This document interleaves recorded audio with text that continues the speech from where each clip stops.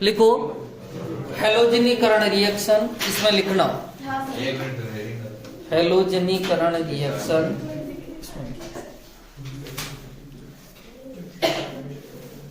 लिखो ऐसे यौगिक जिनकी संरचना में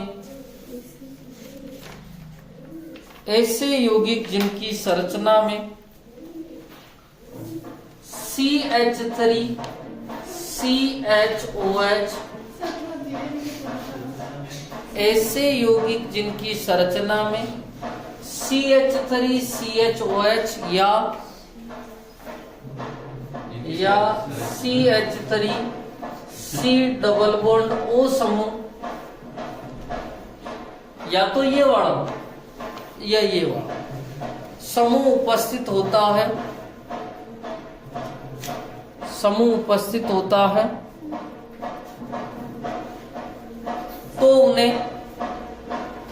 तो उन्हें हैलोजन तथा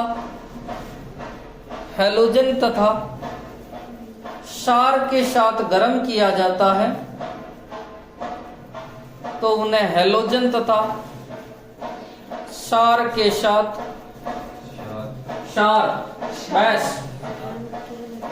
के साथ गर्म किया जाता है, तो हैलोफॉर्म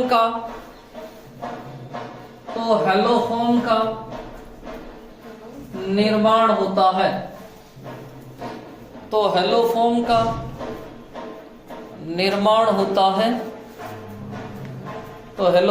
निर्माण होता है,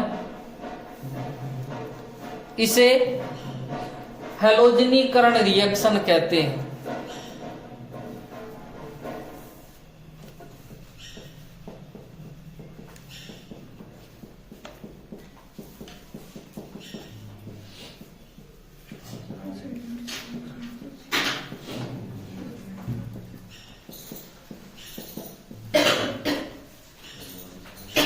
हाँ, उसने क्या कहा देखो, ऐसे यौगिक जिनकी संरचना में CH3OH, अब एक वैलेंसी खाली छोड़ रखी है मैंने, इस वैलेंसी की जगह आपके R समूह भी हो सकता है या H भी हो सकता है, R भी हो सकता है और H भी। CH3CHOH या CH3C डबल बॉन्ड O, या H भी हो सकता है और R भी हो सकता है। उन्हें हैलोजन तथा क्षार के साथ गर्म किया जाता है, तो वह हैलोफॉर्म का निर्माण करते हैं। और हैलोफॉर्म का मतलब कितने जो है हैलोजन है भैया, 3। जैसे क्लोरोफॉर्म CHCl3 कहते हैं, आयोडोफॉर्म CHI3, ठीक है। हैलोफॉर्म का निर्माण होता है, इसे हैलोजनीकरण रिएक्शन कहते हैं। अब अपने को क्वेश्चन पूछा है कि इनमें से कौन सा यौगिक हैलोफॉर्म रिएक्शन देता है या हैलोजनीकरण रिएक्शन देता है। इसी हैलोजनीकरण रिएक्शन का एक दूसरा नाम है हैलोफॉर्म, क्योंकि हैलोफॉर्म का निर्माण हो रहा है तो इसीलिए इसी को हैलोफॉर्म रिएक्शन भी कहते हैं, क्योंकि हैलोफॉर्म का निर्माण होता है। अब देखना आप कि जो अभिकारक होगा उसमें ये वाले समूह होने चाहिए। यदि समूह है तो वो हैलोफॉर्म रिएक्शन देंगे, और यदि नहीं है तो वो हैलोफॉर्म रिएक्शन नहीं देंगे, ठीक है। हैलोजनीकरण रिएक्शन या हैलोफॉर्म रिएक्शन, इसका जो मेन नेम है वो हैलोफॉर्म रिएक्शन के नाम से जाना जाता है। इसको इंपॉर्टेंट भी लगाना, ठीक है, हैलोफॉर्म रिएक्शन के नाम से भी जाना। अब बात करते हैं, ठीक है, हैलोजनीकरण के बजाय भी इसे हैलोफॉर्म रिएक्शन कहेंगे तो बहुत, ठीक है, तो इसी को हैलोफॉर्म रिएक्शन कहते हैं। अब देखना, अब मैं कुछ यौगिक बढ़ा रहा हूं कि कौन से हैलोफॉर्म रिएक्शन देते हैं या नहीं देते हैं वो बताना। देखो, पहला मेरा यौगिक है CH3OH, बढ़ाते जो CH3 CH2OH, तीसरा है CH3 C double bond CH3, चौथा है CH3 COH H CH3, पांचवा है CH3 C C≡H, छठा है C6H5CHO, सातवां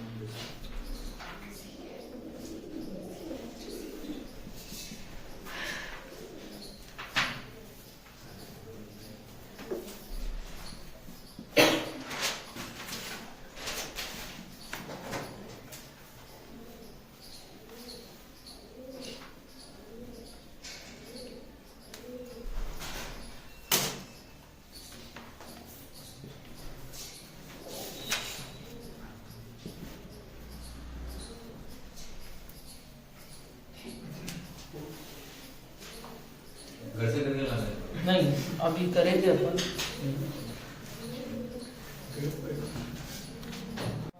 हाँ देखो, एक मिनट।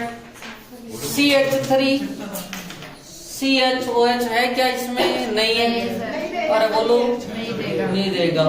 एक मिनट देखो, CH3CHOH ये है। और मैंने कहा वैलेंसी खाली है, उसकी जगह हाइड्रोजन भी हो सकता है और 4 समूह ये देगा सब। क्या ये देगा? हाँ सर। CH3COO है सब, ये देगा। हाँ बोलो, CH3CHOH है सब, ये देगा क्या? हाँ सर। CH3COO समूह है, ये देगा क्या? ये देगा? नहीं, CH3 होना चाहिए। और इसके पास में क्या है? C6H5 बेंजाइड है, ये भी नहीं देगा। ये देगा क्या? हाँ सर। ये देगा क्या? नहीं देगा, क्योंकि हाइड्रोजन नहीं है। CH3CHOH समझ में?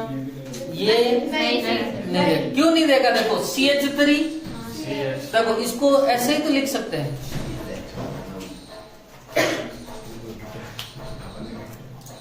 यही है CH3 CHOH, तो पर बीच में कौन आ गया है? CH। समझ में आ गई? ठीक है। इसके बाद में अपन, हाँ देखो इधर मेरे पास में ये यौगिक है CH3 CH2 और OH। क्या ये हेलोफॉर्म रिएक्शन देगा? हाँ सर, क्योंकि इसमें CH3 CHOH समूह उपस्थित है, हेलोफॉर्म रिएक्शन देगा।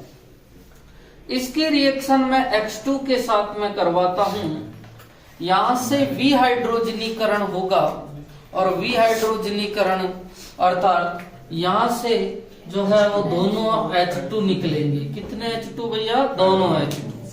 यहां से दोनों H2 निकलेंगे। अब बात करते हैं कि जब ये H2 निकलेंगे तो क्या होगा? यहां से बढ़ेगा CH3 CH double bond O। ये जो दोनों हाइड्रोजन हैं ये हेलोजन के साथ में क्रिया करते हैं और 2HX का निर्माण करते हैं। कितने HX का निर्माण करते हैं? 2HX। अर्थात ये सर 1 डिग्री एल्कोहल था और 1 डिग्री एल्कोहल किसमें कन्वर्ट हो गया है? एल्डिहाइड। ठीक है। अब इस एल्डिहाइड में अल्फा H है और आपको पता है कितने अल्फा H है भैया? 3। कितने अल्फा H है? 3, क्योंकि इससे जुड़ा प्रथम कार्बन अल्फा और 3 अल्फा हाइड्रोजन है। ठीक है। इसकी क्रिया 3x2 से करवाते हैं, क्या प्राप्त होगा देखो, इसके जितने भी अल्फा एच है वो निकल जाते हैं। कितने अल्फा एच है भैया? 3 अल्फा एच, 3 हाइड्रोजन जो है निकल जाएंगे। यहां से जो हाइड्रोजन हटे हैं उनका स्थान कौन ले लेंगे? हैलोजन। कौन ले लेंगे भैया? हैलोजन। और ये यौगिक पुनः ऐसे ही बढ़ जाएगा। आपको पता है कि सर 3 हाइड्रोजन, यहाँ टोटल 6 हेलोजन है, क्योंकि 3x2 और 3x2 का मतलब है कितने हेलोजन है भैया? 6 में से 3 तो यहाँ काम आ गए। कितने बचे हैं भैया? 3। और 3 किसके साथ में? 3HX। किसके साथ में चले जाएंगे? 3HX। समझ में आया क्या? यहाँ कितने अल्फा एच थे भैया? 3। तीनों हाइड्रोजन निकलते हैं और बाहर निकल जाते हैं। इनके स्थान पे कौन आ जाता है? हेलोजन। CH3 CHO बना लिया, और जितने हाइड्रोजन निकले उतने ही हेलोजन साथ में मिलके HX का निर्माण कर लेते। अब लास्ट स्टेप है, सुनना, CH3 CHO। CH3 CHO NaOH के साथ में क्रिया करते हैं, और NaOH के साथ में क्रिया करते हैं, ठीक है। यहाँ थोड़ा सा गर्म किया जाता है, क्योंकि परिभाषा में लिखा है कि ऐसे यौगिक जिनमें CH3 CHOH या CH3 समूह उपस्थित होता है उन्हें हेलोजन तथा क्षार के साथ गर्म करने पर हेलोफोम का निर्माण करते हैं।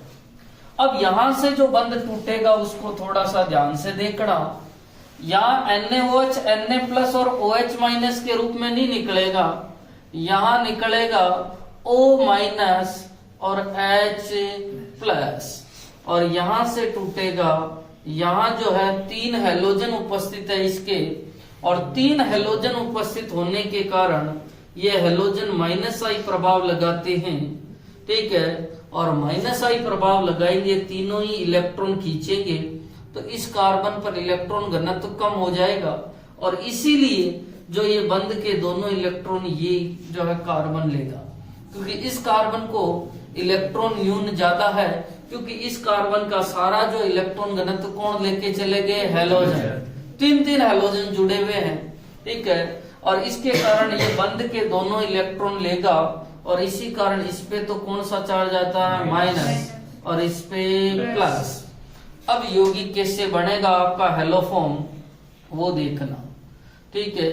CH3 माइनस चार्ज कौन आ जाएगा भैया? प्लस, तो क्या हो जाएगा? CH3, और इसी को क्या नाम दिया जाता है? हेलोफॉर्म।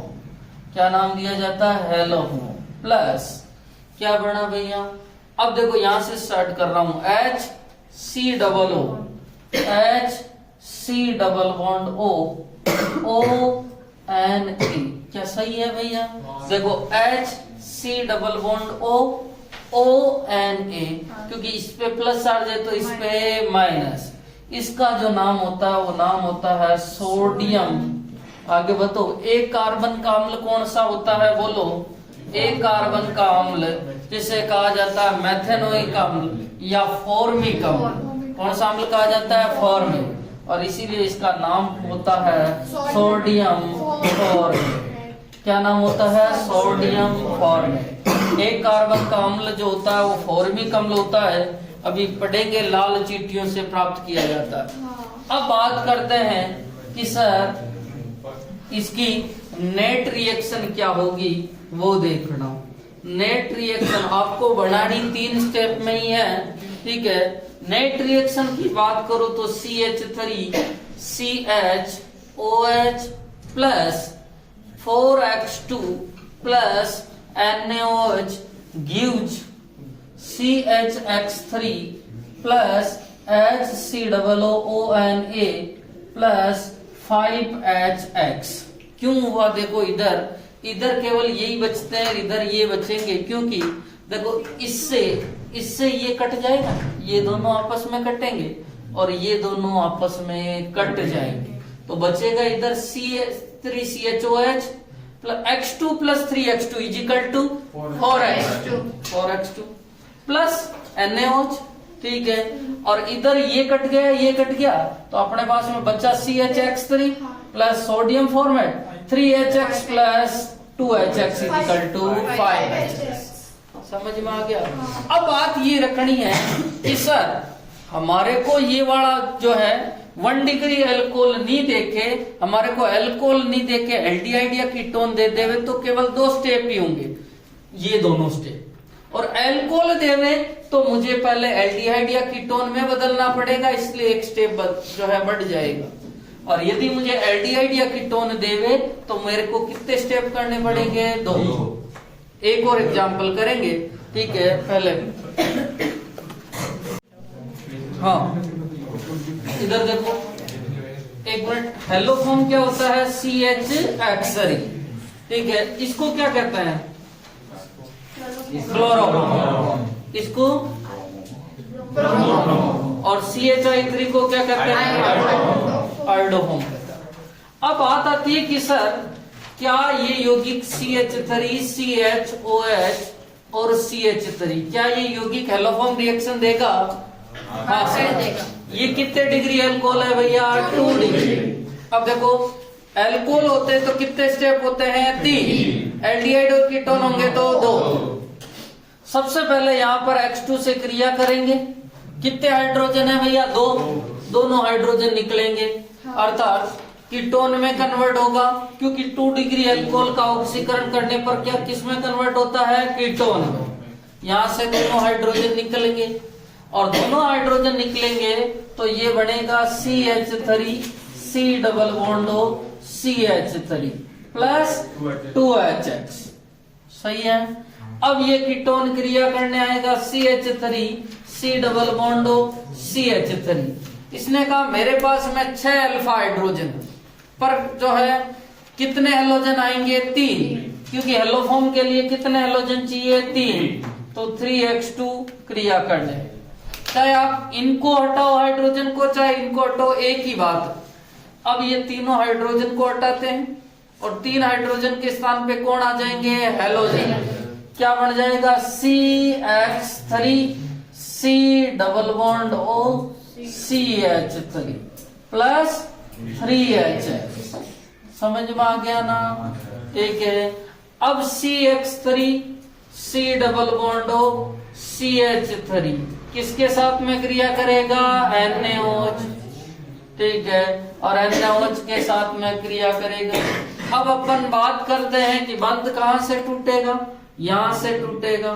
तो इस कार्बन पे तो कौन सा चार्ज आएगा? पॉजिटिव, और इस पे कौन सा जाएगा? Negative.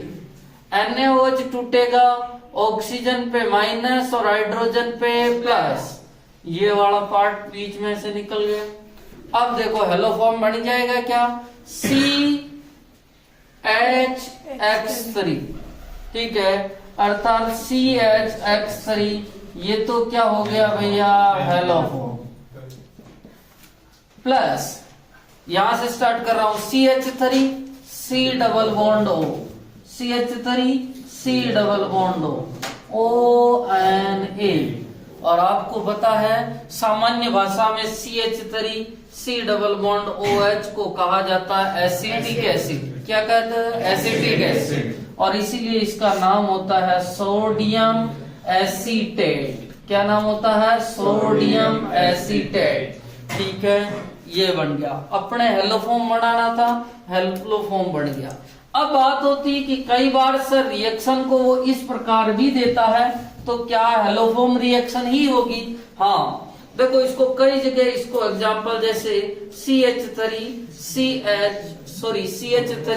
C double bond O CH3 plus H2 और NaOH दे देता है, तो भी ये हेलोफॉर्म रिएक्शन है, क्योंकि ये यौगिक हेलोफॉर्म रिएक्शन देता है और हेलोजन और सार के साथ में क्या किया गया है? गरम। और कई जगह गरम का निशान भी नहीं देता, तो ये भी रिएक्शन अपने को पता है हेलोफॉर्म रिएक्शन है। कई बार इसको ऐसे भी देता है CH3 CHOH और CH3 plus 4X2 plus NaOH, ये भी हेलोफॉर्म रिएक्शन है, ध्यान रखना। और तीसरा पॉइंट ये देता है CH3 CH2OH प्लस X2 और X2 को वो लिख देता है एक्सिस। क्या लिख देता है? एक्सिस। मतलब आधिक्य में है, जितना चाहिए उतना ले लेना, और साथ में क्या दे देता है? NaOH। ये तीनों ही रिएक्शन कौन सी रिएक्शन है? हैलोफॉर्म। कौन सी रिएक्शन है? हैलोफॉर्म। यदि वो हैलोजन के स्थान पर आयोडीन दे देवे तो आपको कोई दिक्कत नहीं है, रिएक्शन का नाम हो जाएगा आयोडोफॉर्म रिएक्शन। ठीक है, तो ध्यान रखना कि यहाँ पर हेलोफॉर्म या ब्रोमोफॉर्म या आयोडोफॉर्म या क्लोरोफॉर्म कुछ भी बना सकता है। ये क्लोरोफॉर्म निर्माण की भी एक विधि है, क्योंकि यहाँ हेलोजन के स्थान पे क्लोरीन दे देता तो बन जाता अपने CHCl3, अर्थात क्लोरोफॉर्म निर्माण की विधि हो जाती। Br दे देता तो ब्रोमोफॉर्म निर्माण की विधि हो जाती, और आयोडीन दे देता तो आयोडोफॉर्म निर्माण की विधि हो जाती। और याद रखना, आपको पता है आयोडोफॉर्म जो होता है उसका एक अवक्षेप आता है, और अवक्षेप होता है पीला अवक्षेप। कौन सा अवक्षेप आता है? पीला। ठीक है, तो कई बार वो खालिस्तान भी छोड़ता है कि रिएक्शन में कि किसका जो अवक्षेप होता है वो पीला अवक्षेप आता है, तो किसका आता है? आयोडोफॉर्म। ठीक है, आयोडोफॉर्म का जो अवक्षेप होता है वो कौन सा होता है? पीला। ठीक है, तो ये तीनों रिएक्शनें जो है हेलोफॉर्म रिएक्शनें ही है। जगह छोड़ देना, इनको घर से एक बार बनाना। हाँ, लिखना इसमें। अब देखो एक मिनट, आपको बताया था कि इलेक्ट्रॉन्स ने जो प्रतिस्थापन रिएक्शन है वो किसका करेक्टर है भैया? बेंजीन का। किसका करेक्टर है? बेंजीन का। और जब भी किसी यौगिक में बेंजीन वाले उपस्थित होती है तो वह इलेक्ट्रॉन्स ने प्रतिस्थापन रिएक्शन प्रदर्शित करते हैं। तो लिखो, एरोमेटिक एल्डिहाइड तथा कीटोन, एरोमेटिक एल्डिहाइड तथा कीटोन, एरोमेटिक एल्डिहाइड तथा कीटोन जिनमें बेंजीन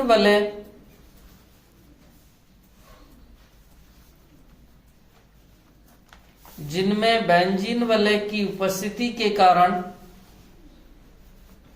जिनमें बेंजीन वाले की उपस्थिति के कारण यह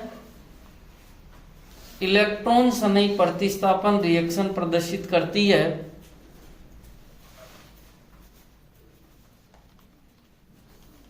यह इलेक्ट्रॉन सनई प्रतिस्थापन रिएक्शन प्रदर्शित करती है। इसमें उपस्थित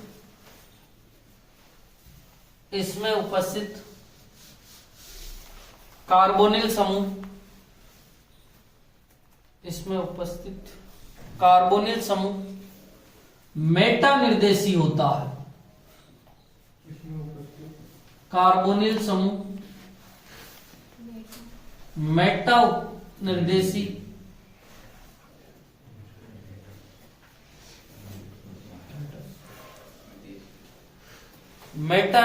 होता है,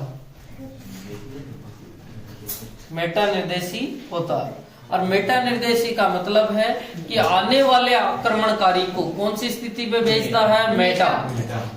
ठीक है, अब देखो इस बेंजाइड की क्रिया HNO3 प्लस H2SO4 के साथ में करवाई जाती है, और HNO3 प्लस H2SO4 के साथ में करवाई जाती है तो रिएक्शन का जो नाम होता है वो नाम होता है नाइट्रीकरण रिएक्शन। कौन सी रिएक्शन होती है? नाइट्रीकरण।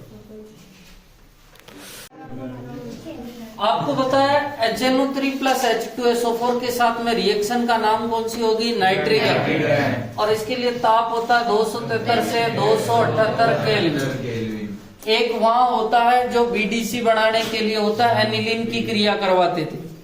ठीक है, नाइट्रीकरण रिएक्शन होगी, और नाइट्रीकरण रिएक्शन में कौन चिपकता है भैया? NO2 कौन सी स्थिति पे चिपकेगा? मेटा। ठीक है, मेटा स्थिति पे NO2 चिपकता है CHO, और CHO का नाम होता है बेंजाइड। मेटा स्थिति पे NO2 चिपका है तो इसका नाम हो जाएगा मेटा नाइट्रो बेंजाइड। क्या नाम हो जाएगा? मेटा नाइट्रो बेंजाइड। आपको पता है कि जो इलेक्ट्रॉन सनई प्रतिस्थापन रिएक्शन होती है वो टोटली 5 होती है। 5 में अपन लिखते हैं, पहली हेलोजिनीकरण, और हैलोजनीकरण में H2 के साथ में AlCl3 निर्जल AlCl3 या लुईस अम्ल आता था, ठीक है। दूसरी ही थी नाइट्रीकरण, और नाइट्रीकरण में आता है HNO3 प्लस H2SO4, ठीक है। तीसरी थी सल्फोनीकरण, और सल्फोनीकरण में आता है सांद्र H2SO4। चौथी थी आपके फिडलक्राफ्ट एल्किलीकरण, और एल्किलीकरण में आता है RH और निर्जल AlCl3, और एक थी एसिटिलीकरण या एसिलीकरण CH3COOCl और AlCl3। 5 रिएक्शन होती है फिडलक्राफ्ट जो है, सॉरी पांचों जो रिएक्शन होती है वो इलेक्ट्रॉन से नहीं प्रतिस्थापन रिएक्शन। यहाँ पर आया है देखो HNO3 प्लस H2SO4, तो रिएक्शन कौन सी होगी? नाइट्रीकरण। कौन सी होगी? नाइट्रीकरण, ठीक है। तो ये नाइट्रीकरण रिएक्शन देते हैं एरोमेटिक एल्डिहाइड तथा कीटोन। फिर आता है अपने एल्डिहाइड तथा कीटोन के उपयोग, एल्डिहाइड व कीटोन के उपयोग। और उपयोग में सबसे जो इसका उपयोग होता है, पहला उपयोग होता है, देखो आपको पता है फॉर्मेल्डिहाइड, जो फॉर्मेल्डिहाइड होता है ये एक कार्बन का होता है, ठीक है। और फॉर्मेल्डिहाइड का ऑक्सीकरण करते हैं तो फॉर्मिक एसिड प्राप्त होता है। कौन सा एसिड प्राप्त होता है? Formic acid. तो फॉर्मेल्डिहाइड का ऑक्सीकरण करके फॉर्मिक एसिड बनाया जाता है, पहला उपयोग। दूसरा, ये जो फॉर्मेल्डिहाइड होता है, इस फॉर्मेल्डिहाइड का 40% विलयन जो होता है वो फॉर्मेलिन के नाम से जाना जाता है। फॉर्मेल्डिहाइड का 40% तनु विलयन फॉर्मेलिन के नाम से जाना जाता है, और इसका प्रयोग मृत जीव जंतुओं के परिरक्षण में किया जाता है। जो आप बायोलॉजी लैब में देखते हैं सांप वगैरह जिसमें उड़े हुए होते हैं, वो विलयन वो फॉर्मेलिन का विलयन है। किसका विलयन है? फॉर्मेलिन। और फॉर्मेलिन के विलयन का प्रयोग जो है, कई बार क्वेश्चन पूछा गया है कि मृत जीव जंतुओं के परिरक्षण या परिरक्षक के रूप में किसका प्रयोग किया जाता है? फॉर्मेलिन का। किसका प्रयोग किया जाता है? फॉर्मेलिन। और फॉर्मेलिन क्या होता है? तो फॉर्मेल्डिहाइड का तनु विलयन या फॉर्मेल्डिहाइड का 40% विलयन जो होता है वो क्या होता है? फॉर्मेलिन। तो लिखो पहले, फिर हेडिंग लिखना और 2-3 पॉइंट लिखना। पहले ये उतारे थे। हाँ,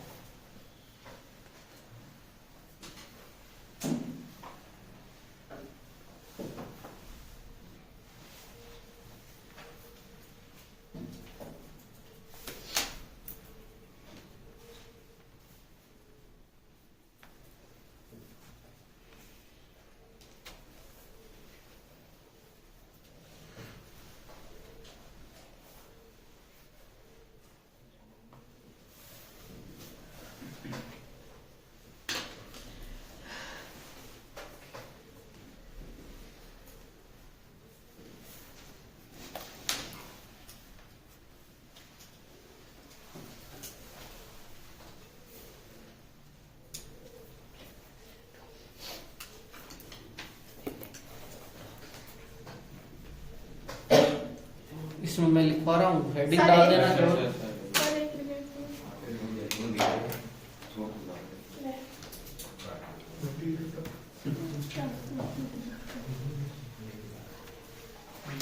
हेडिंग डालना केवल फॉर्मेट, सॉरी एल्डिहाइड व कीटोन के उपयोग। इसमें पहला पॉइंट लिखना, देखो फॉर्मेल्डिहाइड का पहला पॉइंट लिखना फॉर्मेल्डिहाइड, और फॉर्मेल्डिहाइड का सूत्र पता है ना? हाँ। ये वाला सूत्र कोष्टक में लिख देना। फॉर्मेल्डिहाइड का 40% तनु विलयन फॉर्मेल्डिहाइड का 40% अणु विलयन फॉर्मेलिन कहलाता है। फॉर्मेलिन कहलाता है, जिसका प्रयोग मृत जीव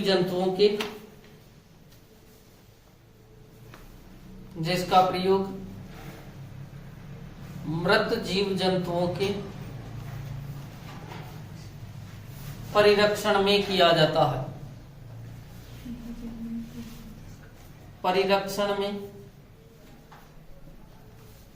जाता है। दूसरा पॉइंट लिखो,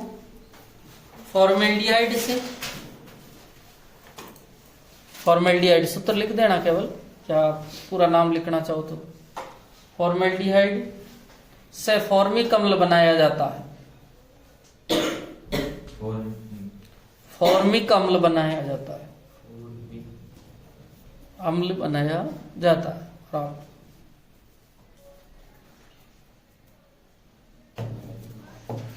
नेक्स्ट तीसरा पॉइंट लिखो, फॉर्मेल्डिहाइड का प्रयोग बहुलक बेकेलाइट निर्माण में किया जाता है। फॉर्मेल्डिहाइड का प्रयोग बहुलक बेकेलाइट के निर्माण में,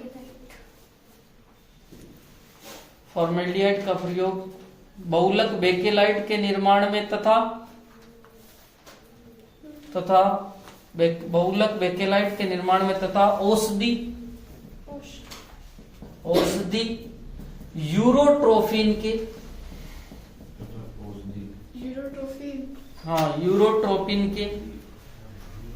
निर्माण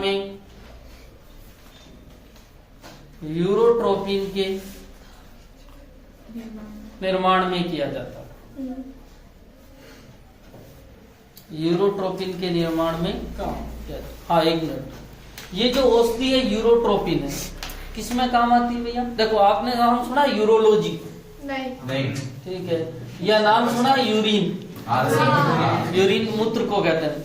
अर्थात ये मूत्र निर्माण में जो है, जो ये रोग होते हैं उनमें ये औषधि काम आती है, इसीलिए इसका नाम पड़ा है यूरोट्रोपिन। यूरिन से नाम पड़ा है यूरोट्रोपिन। ठीक है, अब हेडिंग लिखो अपने।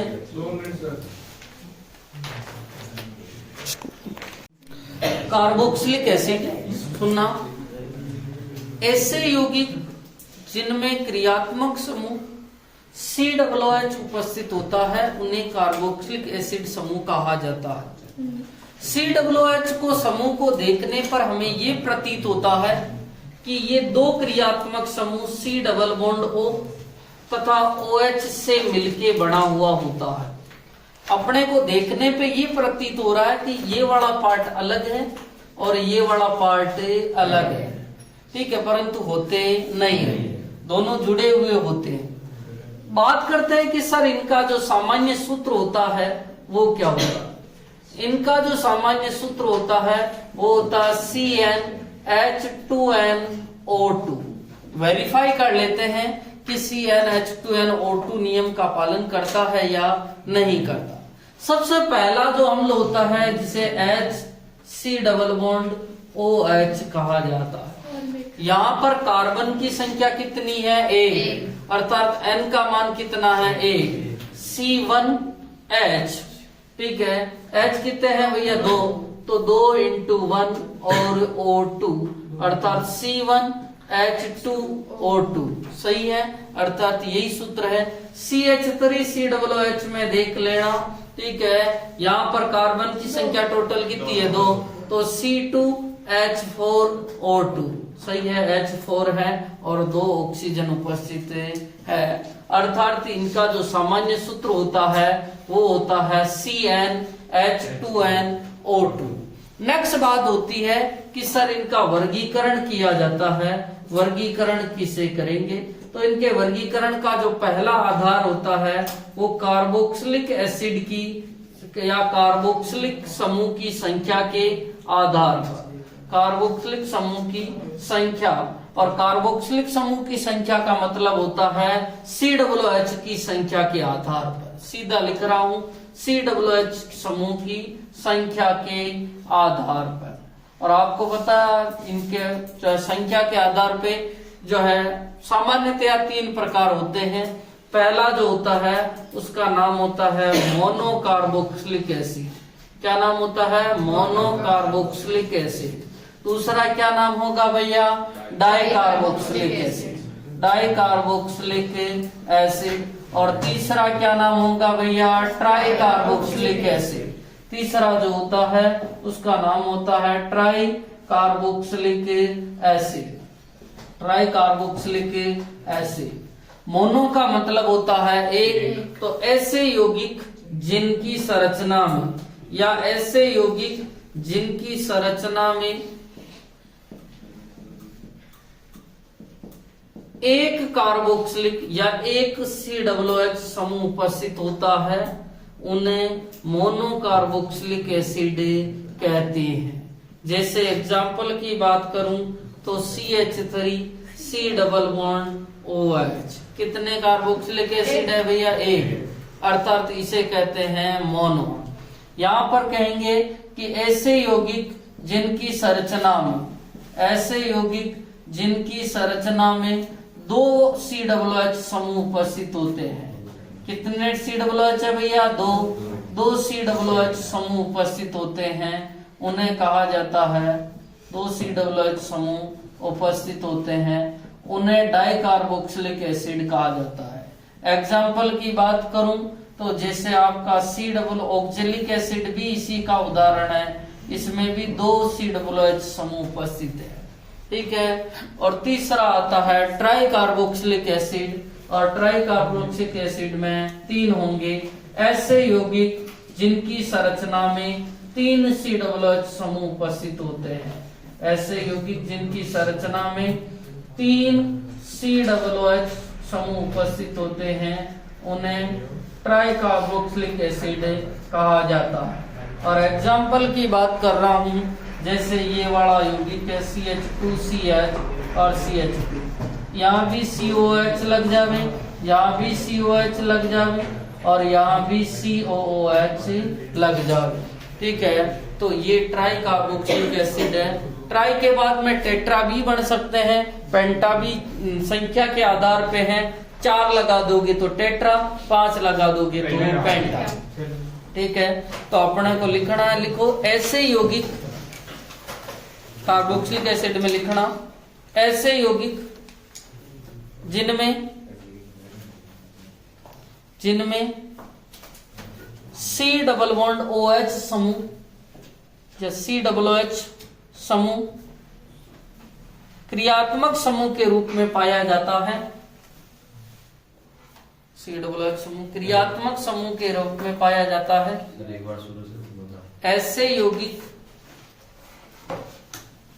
जिनमें COOH समूह या COOH समूह, दोनों एक ही समूह क्रियात्मक समूह के रूप में पाया जाता है, उन्हें कार्बोक्सिलिक एसिड समूह कहते हैं।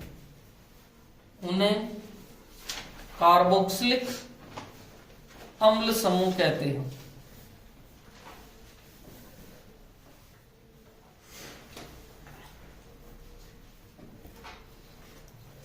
नेक्स्ट पॉइंट लिखो, इनकी संरचना को देखने पर, इनकी मतलब COOH, हाँ, कार्बोक्सिलिक एसिड की संरचना को देखने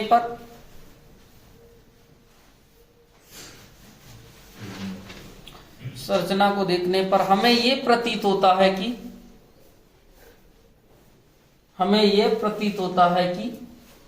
यह 2 क्रियात्मक समूह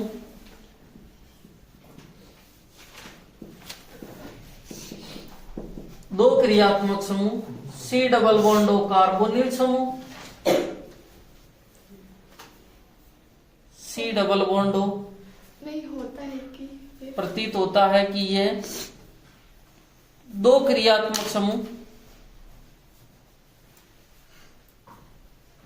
C डबल बॉन्ड O, केवल C double bond O carbonyl समूह तथा OH एल्कोहलिक समूह से मिलकर बना होता है। एल्कोहलिक समूह से मिलकर बना होता है। लिख दिया। नेक्स्ट पॉइंट लिखना, इनका सामान्य सूत्र CnH2nO2 होता है। CnH2nO2। और अपने को पूछ ले जहां n बराबर क्या है भैया, कार्बन संख्या। जहां n बराबर क्या होती है, कार्बन संख्या। फिर बाद में इनका वर्गीकरण करना, और वर्गीकरण का पहला जो आधार है वो किसके आधार पे भैया, COOH की संख्या के आधार, मोनो, डाई और ट्राई।